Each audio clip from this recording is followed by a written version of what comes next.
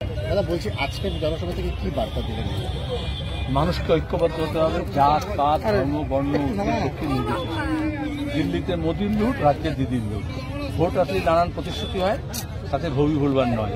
বেকার ছেলে মেয়েদের কাজ, আমাদের স্কুল কলেজ শিক্ষা বাঁচানো, আমাদের ভবিষ্যৎ প্রজন্মের জন্য একটা শান্তিপূর্ণ আবহাওয়া তৈরি করা, যেখানে মা বোনদের ইজ্জত থাকবে, সম্মান থাকবে এবং মানুষের অধিকার প্রতিষ্ঠা করতে হবে। জমির অধিকার, কাজের অধিকার, শিক্ষার অধিকার, স্বাস্থ্যের অধিকার। আপনি যেখানে সভা করছেন তার থেকে 10-12 কিলোমিটার দূরে আছে প্রধানমন্ত্রীর সভা করছেন, নানা রকম সরকারি প্রকল্প। প্রধানমন্ত্রীর মহান নেতা, হেলিকপ্টার করে আসছেন, ট্রেনে করে আসছেন, কাজিরাঙ্গার জঙ্গলে রাত্রে সাফারি করেছেন ভোরে, তারপর এখানে এসছেন। যখনই ভোট আসে তখন উনি আসেন। আমরা সারা বছর ধরে আছি এবং থাকি। দ্বিতীয়ত ভোটে গত মনে করে নাও 14-তে 19-এ যা যা উনি বলেছিলেন তার মধ্যে কোনটা করেছেন? কালো টাকা নিয়ে এসছেন দেশে ফেরত, চা বাগানে উন্নতি করেছেন, উত্তরবঙ্গে শিল্প স্থাপন করেছেন, উত্তরবঙ্গে যে পেছিয়ে পড়া ভাব তাকে কাটানোর জন্য কটা সরকারি বিনিয়োগ এবং উদ্যোগ নিয়েছেন। বরঞ্চ তার তুলে বিজেপি যে তৈরি করেছে দল, উত্তরবঙ্গে দেখবে প্রতিদিন মেয়ে পাচার, মণ্ডল নেতাদের বিরুদ্ধে দলের নেত্রীদের অবমাননার অভিযোগ আসছে। তৃণমূলের মধ্যে গোষ্ঠীদ্বন্দ্ব হচ্ছে। এ বলে একজন যে আমাকে আজ আসবে না, এমন রাজ্যসভা এমপি করেছে, এমন লোকসভা এমপি করেছে, তারা সব হাজির হবে কি হবে ঠিক হচ্ছে না। তাহলে তৃণমূলকে নিয়েই তো বিজেপি করেছে, এখানে তো নতুন করে বিজেপি কিছু নেই। যেমন বাসি ভাত হয়, সেরকম বাসি তৃণমূলের নাম বিজেপি। মণিপুরে আবার হয়েছে, আবার প্রধানমন্ত্রীকে দেখা যাচ্ছে কাজিরাঙ্গায় হাতি করে ঘুরে বেড়াচ্ছে। একদম সঠিক কথা। এখানে এসে তিনি সন্দেশখালী কথা বলছেন পশ্চিমবঙ্গে, কিন্তু কেন মণিপুরে গেলেন না? ওখানে যেভাবে জনজাতির সঙ্গে একটা উপজাতি এবং জনজাতির মধ্যে যেভাবে দাঙ্গা লাগানো হলো, ডাবল ইঞ্জিনের সরকার কথা বলেন, সেখানে মণিপুরের রাজ্য সরকার তাদের, কেন্দ্র সরকারও তাদের, কেন্দ্র বাহিনীও সেখানে গেছে। কিন্তু কেন দাঙ্গা থামাতে পারছেন না? কেন দর্শন থামাতে পারছেন না? কেন তিনি এটা নিয়ে একটা কথা বলছেন না? আর কাজিরাঙ্গায় গেছেন উত্তর পূর্ব ভারতে, সেখানে তিনি জঙ্গলে সাফারি করতে পারেন, কিন্তু যেখানে মানুষ নির্যাতিত হচ্ছে, খুন হচ্ছে, অসম্মানিত হচ্ছে, ধর্ষিত হচ্ছে, সেখানে তাদের সঙ্গে তাদের কাছে গেলেন না কেন?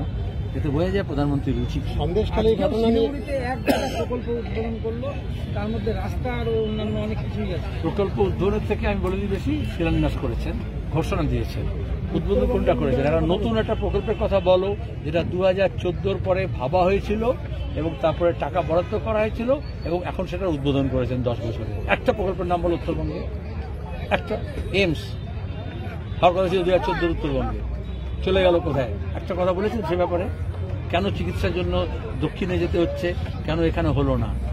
এখানে তো আমরা চেয়েছিলাম যেমন শিলিগুড়ি গড়ে উঠলো ধাপে ধাপে, শিলিগুড়ি জলপাইগুড়ি এরিয়া ধরে ডেভেলপমেন্ট হলো, 34 বছরে তিল তিল করে আমরা গড়ে তুললাম।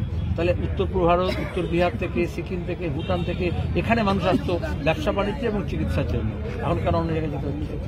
বিজেপিতে সদ্য যোগ দেওয়া প্রাক্তন বিচারপতি অভিজিৎ গঙ্গোপাধ্যায় 356 পক্ষে রাজ্যে জারি করে যারা তিনি যত কথা বলবেন তত ভালো, তাতে বোঝা যাবে যে তিনি তোমার গিয়ে বিজেপিকে কতটা বিপদে ফেলেন, সেটা আমরা দেখতে চাই। আমি এটুকু বলেছি, 56 ইঞ্চি 10 বছর কিছু করতে পারেনি। বিচারপতি অমৃতা সিনহা বলেছিলেন এই কোর্টে দাঁড়িয়ে যে অভিষেকের সম্পত্তি বেড়েছে 2013-র পর থেকে। তার মানে কি? যখন থেকে মোদী সরকার এসছে তখন থেকে এরা ভেবেছে সৈয়া ভাই কোতওয়াল ডর কাহেকা, একেবারে অভয় পেয়েছিল। তাহলে 56 করতে পারলো না, 356 করবে? 1056 কিছু করতে হবে না। ওরা না বলেই ভালো। ওসব নাম উচ্চারণ করো না, এত দূরে কেন সব নাম উচ্চারণ করছে? সাধারণ মানুষকে নির্বাচনের আগে কি বার্তা দিচ্ছেন? মানুষকে ঐক্যবদ্ধ হতে হবে। বাংলার নতুন করে পুনর্নির্মাণ দরকার। বাংলাকে সিপিআইএম, লাল ঝান্ডা, বামফ্রন্ট ভালো করে চেনে, তার অতীত জানে, ইতিহাস জানে, সংস্কৃতি জানে, রাজনীতি জানে, তার ভবিষ্যতে জানে। এখানে সিপিআইএমকে হারিয়ে দিয়ে বিজেপি, তৃণমূল যেটা করেছে, লুটের রাজত্ব তৈরি করেছে।